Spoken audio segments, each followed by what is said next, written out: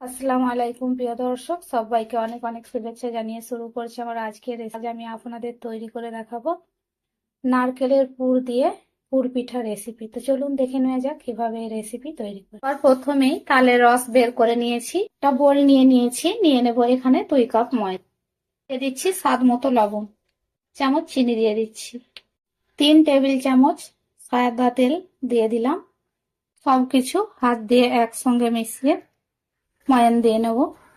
বেশ কিছুটা সময় নিয়ে হাত দিয়ে ঘষে ঘষে খুব সুন্দরভাবে ময়াম দিয়ে নিয়েছি। মুঠো করলে দেখতেই পাচ্ছেন ঠিক এইভাবে মুঠো হয়ে যাচ্ছে, তাহলে জানবেন ময়ামটা দেওয়া খুব ভালোভাবে হয়ে গেছে।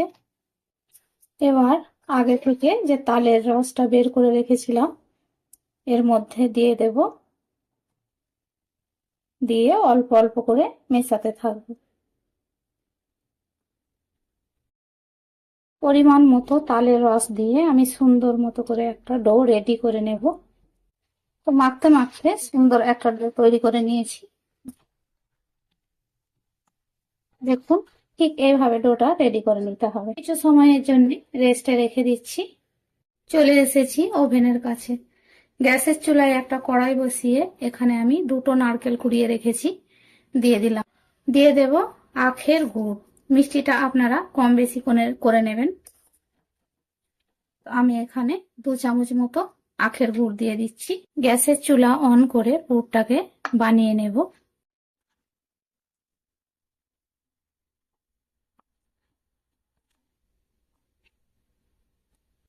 এখানে আখের গুড় দিয়ে আমি পুরটাকে বানিয়ে নিচ্ছি। আপনারা চাইলে চিনি দিয়েও বানিয়ে নিতে পারেন। আমি যতক্ষণে পুরটাকে রেডি করে নিচ্ছি ততক্ষণ আপনারা কে কোথা থেকে আমার ভিডিও দেখছেন অবশ্যই কমেন্ট করে জানাবেন। তো কথা বলতে বলতে আমার পুর রেডি হয়ে গেছে। এবার গ্যাসের চুলা অফ করে নামিয়ে নেব। এদিকে ডোটাও রেস্টে রাখা হয়ে গেছে 4 থেকে 5 মিনিটের মতো। এবার ডো থেকে অল্প করে লেচি নিয়ে নেব। হাত দিয়ে ঠিক এইভাবে একটু গোল করে নিচ্ছি। একটা পিড়ে নিয়ে নিয়েছি, এর মধ্যে কিছুটা ময়দা ছিটিয়ে দিচ্ছি। একটা লুচি আকারে বেলে নেব।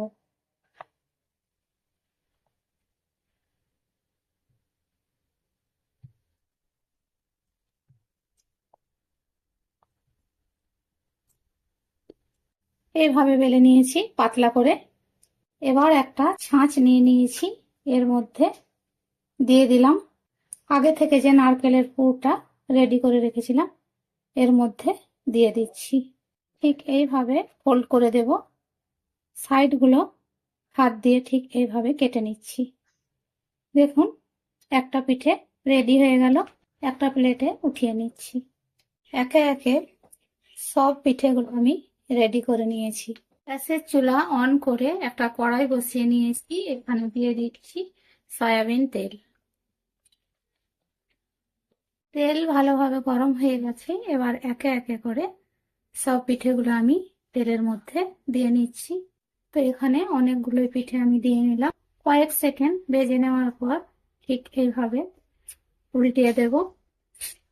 তো এই পিঠেগুলো ভাজতে খুব বেশি একটা সময় লাগবে না। পাল্টে লাল লাল করে ভেজে নিয়েছি। এবার তেল ছড়িয়ে উঠিয়ে নেব। একটা ছিদ্রযুক্ত পাত্রে উঠিয়ে নিচ্ছি। সেম প্রসেসে বাকি নাস্তাগুলো আমি ভেজে উঠিয়ে নিয়েছি। তো দেখুন মাশাআল্লাহ দেখতে কতটা লোভনীয় লাগছে। তো আমি যে পদ্ধতিতে আপনাদেরকে এই পিঠেটা বানিয়ে দেখালাম সেম পদ্ধতিতে বানাবেন, খেতে ভীষণই মজার হয়। তো আমার রেসিপি আপনাদের কেমন লেগেছে অবশ্যই কমেন্ট করে জানাবেন। রেসিপি ভালো লাগলে চ্যানেলে একটি লাইক দিয়ে সাবস্ক্রাইব করে পাশে থাকার অনুরোধ রইল। দেখা হবে পরের কোনো ভিডিওতে। ততক্ষণ ভালো থাকবেন, সুস্থ থাকবেন।